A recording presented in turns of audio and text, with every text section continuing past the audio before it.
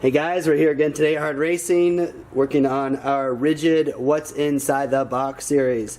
And today we have the Rigid Radiance pod scene. These are the flush mounts.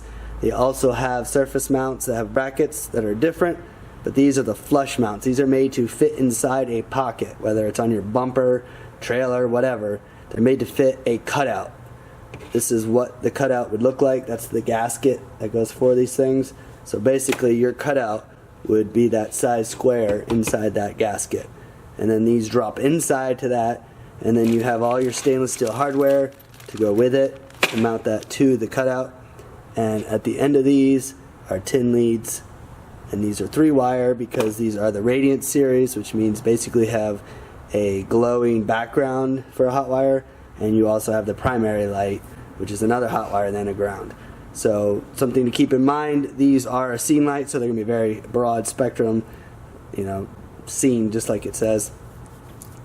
And these come in different colored radiance on it. Basically the primary light will be white, but the radiances come like an amber, red, blue, and whatnot.